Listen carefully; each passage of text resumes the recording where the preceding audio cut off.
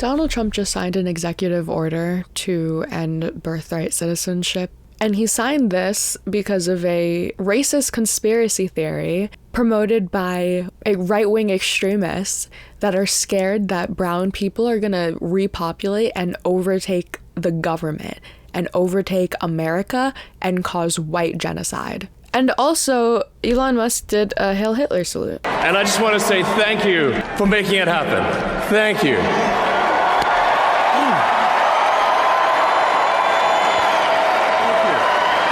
My heart goes out to you. I played it in the full context. Like, you could do with that information what you will.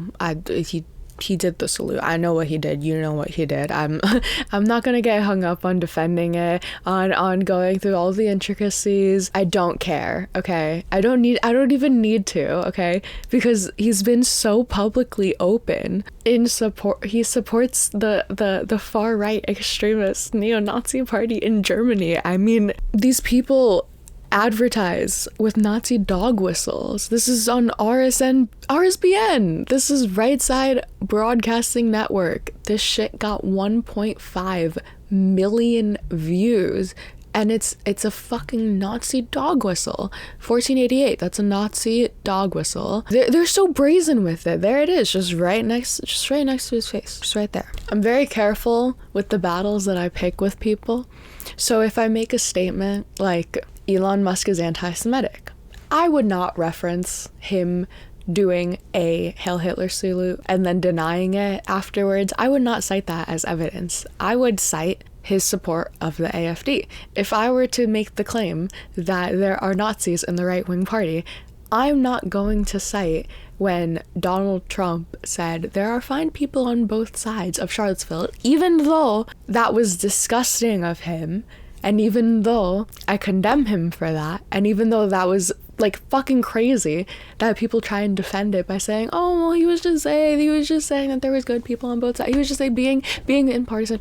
When one side has literal neo-Nazis on it, like, you can't say that there are good people on that side when they are chanting Jews shall not replace us. But I wouldn't even need to focus on all of the nuances of that because Donald Trump is so far down removed. You don't need to even look at that. Look at the dog whistles that are right next to his face on the TV network. It always bothered me when people made fun of the fact that Joe Biden reportedly, allegedly, according to him, ran because of Charlottesville and because of the way that Donald Trump said that there were fine people on both sides. Like, like, it's such an easy layup. It's such, like, as a politician, if you are presented the dilemma of saying, are there good people on this side where there are literal neo-Nazis chanting Jews, like, why would you ever think that it was okay to say anything positive, even remotely positive, towards that side? And then on top of that, knowing like the racist conspiracy theories that were fueling that movement, which was the Great Replacement Theory or the Replacement Theory, depending on how you call it. It's such a crazy fucking thing that people believe this, that there are real life people out there that are this filled with hatred and like vitriol. It's disgusting. Right now, those who organized the rally in Charlottesville, many of those who participated, who are neo-Nazis, who are Klan members, who are the alt-right, have decided that Charlottesville represents to them the beginning of a white supremacist civil rights movement. Replacement theory, also known as the Great Replacement, is not a new idea. Though this racist worldview has been around for more than a century, it's now part of our present-day political and media landscape. There are two versions of replacement theory. The first is promoted in explicitly white supremacist and anti-Semitic circles. It claims that Jews are orchestrating the replacement and eventual destruction of the white race. We're talking about the ethnic cleansing of America and the destruction of the American way of life and a new Bolshevik-style society with no freedom of speech in this country. That's really where we're going in America, and that's got to change. This paranoia plays into racist fears of quote-unquote white genocide. The second take on replacement theory used by right-wing media figures and elected officials promotes the racist idea that so-called real Americans are being replaced by black and brown immigrants. The goal of this replacement? To force a demographic shift in the U.S., favoring Democrats and their liberal policies. They're trying to change the population of the United States, and they hate it when you say that because it's true. Our country's being invaded by the rest of the world. Right. So both of these insanely extremist, insanely fringe, I hate when people try and make it seem like the left has gone too far, because it's like, no, like, guys, no high-ranking Democratic official would ever in a million years say something like, I want all of the trans youth in all of the kids' sports. That's like the most radical left like thing I could think of. But there Donald Trump is, giving weight to to these insanely extreme, insanely racist conspiracy theories by saying that there's good people on both sides in Charlottesville. That's the first great replacement theory. And now he's ending birthright citizenship because of the second great replacement theory, because of this fear that, God forbid, brown people repopulate in the US. Tucker Carlson has been one of the like biggest spewers of this absolute fucking bullshit. Sorry, so much cursing. I'm so angry.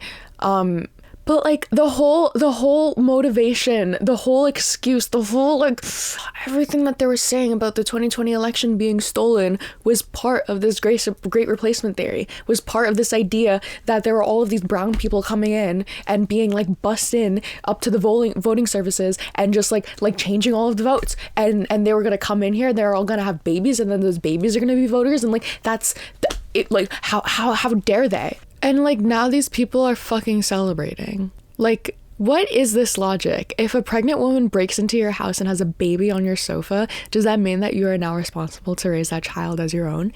If there are illegal immigrants coming here and like coming here in their 8th month of pregnancy, right? If a pregnant woman, you think they're coming over here when they're pregnant? Hang on, I can't. The stories that I've heard, you think people are coming over here while they're pregnant. You think they're making that trek over here while they're pregnant from all the brown country? Real, oh my God. These people have to go like hiding in like cargo ships, like walking over, like doing extraneous physical activities to be getting over here. Or they're coming here over with papers, in which case they would have some type of like legal official status, but still by Donald Trump's decree, since they're not a permanent resident, they wouldn't be considered, their child still wouldn't have a baby. So you think that there are you think there are pregnant women coming over? I can't get over it. You think there are pregnant women coming over? If there are pregnant women coming over here and like in their pregnancy just to give birth in the United States, let's do something about it. Okay, let's have some type of like law. Let's have some type of bill passed. Let's have some legislation to talk about that. Okay, that's not who this bill is gonna affect. This bill isn't gonna affect any one of those. This bill is going to affect the normal, hardworking, everyday Americans that have been living here for 5, 10 years, 15.